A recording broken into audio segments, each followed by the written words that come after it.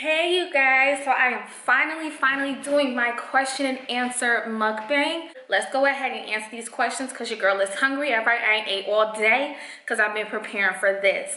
Alright, so let me show y'all what we eating.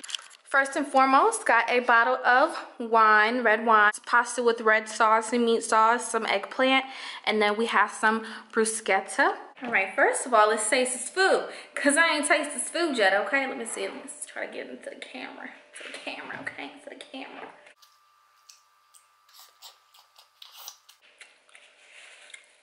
Mukbang worthy. Alright.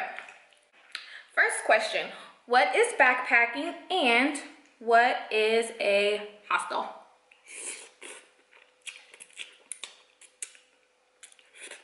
Backpacking is a form of travel that's typically longer than a vacation.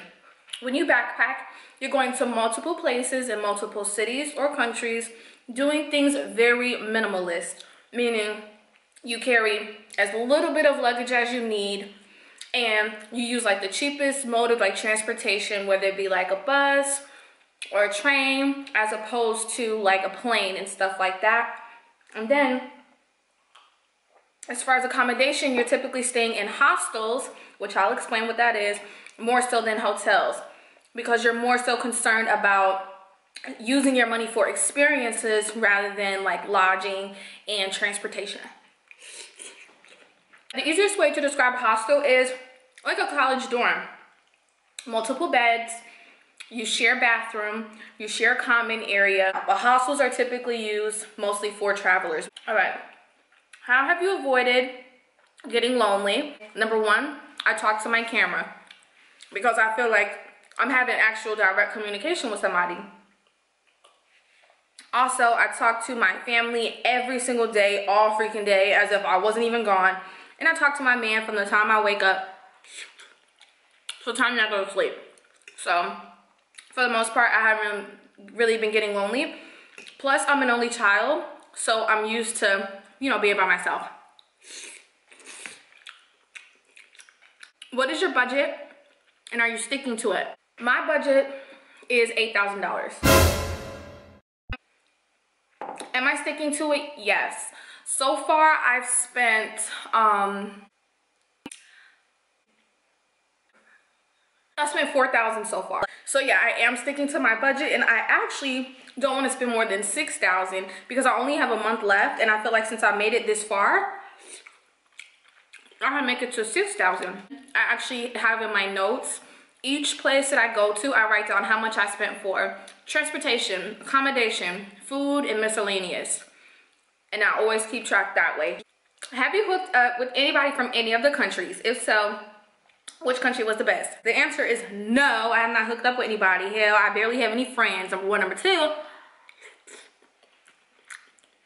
I got somebody waiting on me back at home, boo. Period. What's the wildest memory you've had from your trip so far? To be honest, I don't even think I've had any like wild memories. I'm not really out here for like a wild party time. I'm really out here to like indulge myself in like their actual culture. So I haven't really been partying as much to really make like a wild experience. How do you trust the hostels? Reviews, baby, reviews. I look at everything. Cleanliness, atmosphere, location, security, everything. If it has less than 5,000 reviews, I'm not staying there. That's not enough. Period. Do you ever get scared because people crazy? Believe it or not, no. I'm really not scared of anything. And that's my problem, I guess. Sometimes I can be a little bit too fearless, especially not no person, because like we both bleed red. Like you really can't do that much to me unless you're trying to like jump me or like rape me with like 6-10 other people. But if it's just you, I have nothing to be scared about. I'll kill somebody. What website do you use to find hostels? I use this this app. It's called Hostel World. You type in the date that you're going, the city that you're going to, and then they give you all the hostels, and then you can like filter like which ones you want by budget and, you know, like that. So I choose my hostel based off of that. I don't mind paying a little bit more to stay in a decent hostel. You feel me? Do you buy souvenirs? No, I wish. Not with my little bitty backpack. These are the souvenirs that I get. Postcards. What's a reasonable budget for a big trip like this? Of course, it depends on how long you're going away.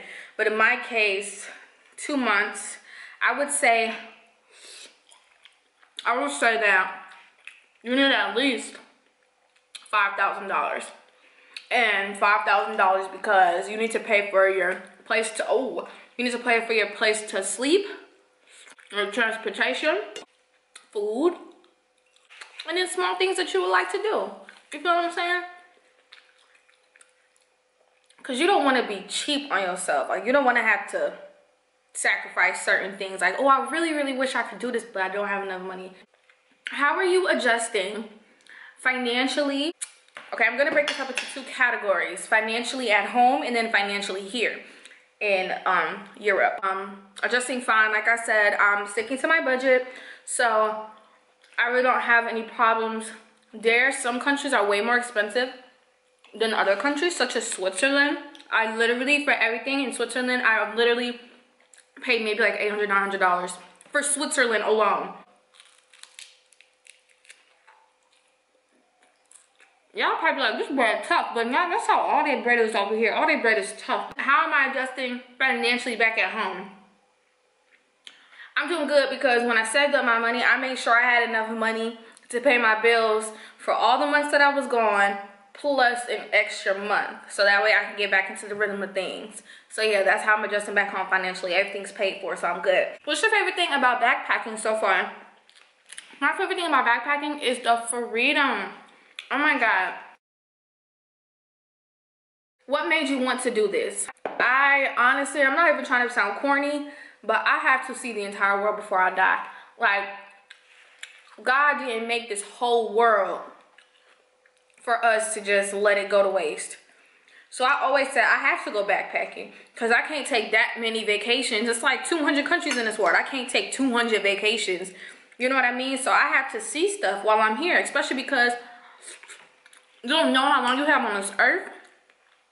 You gotta go out and do it ASAP. And that's my mindset. Like, I'm going. I gotta go. How did I prepare for it? This is a good one. Let me try to make this brief as possible. I started saving last year in May. Every single time I get paid, I do like the envelope thing. This is going to tithes, this is going to bills, this is going to food, this is going to this is going to this is going to that.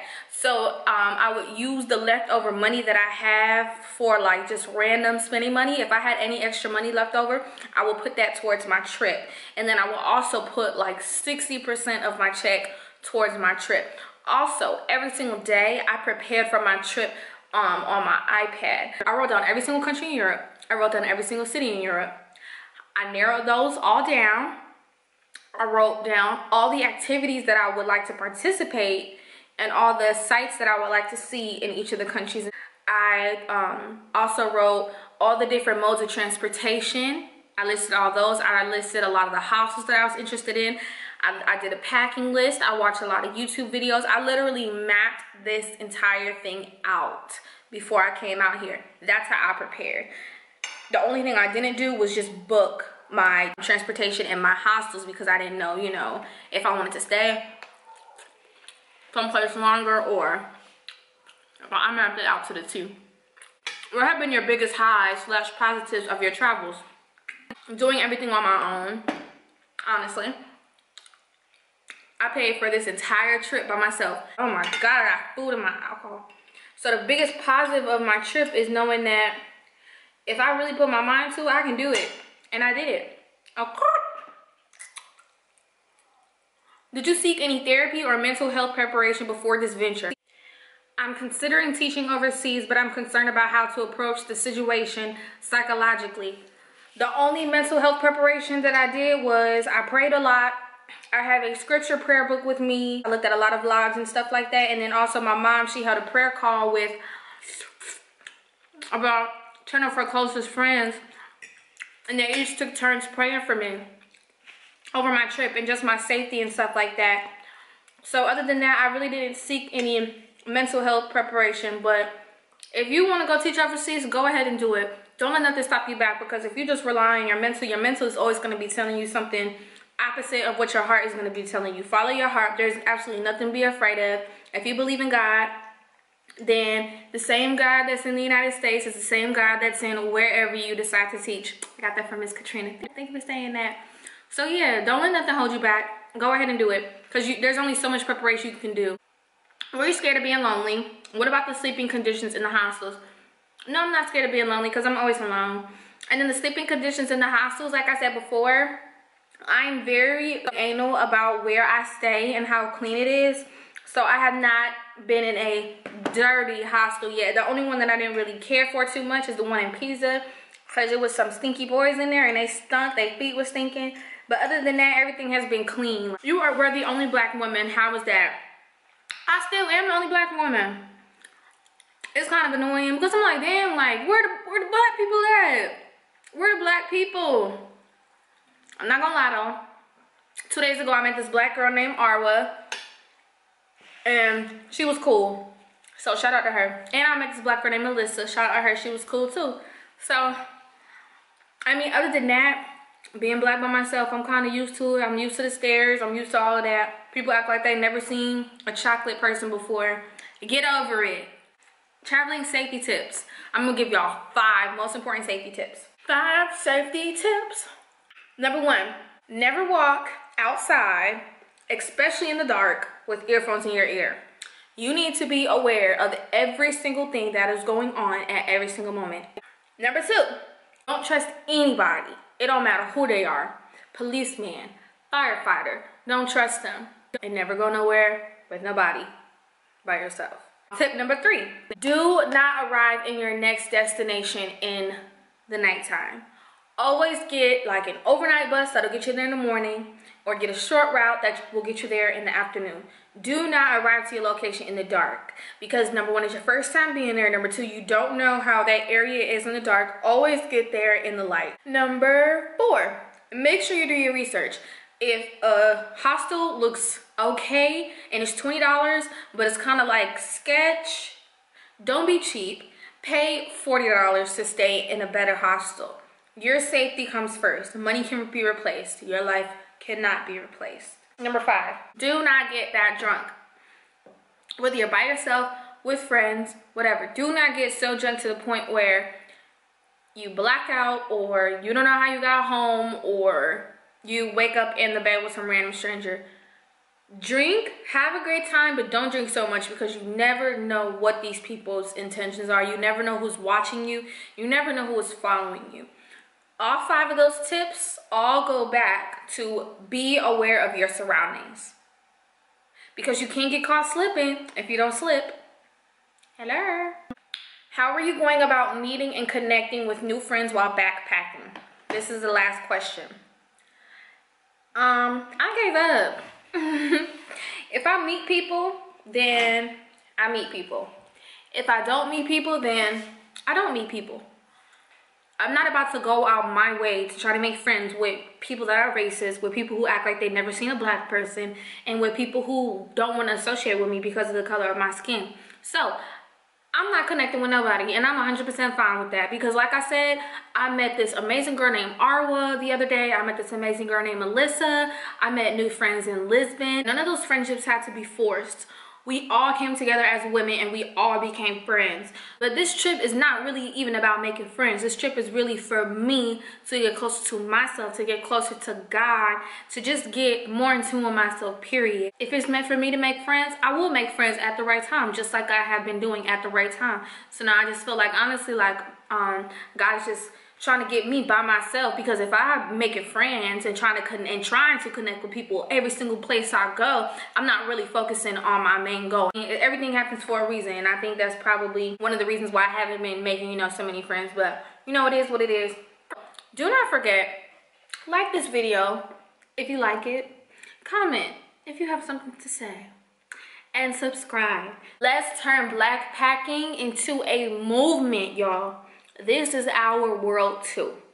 Let's get out there and let's go see the world. Bye guys, peace out.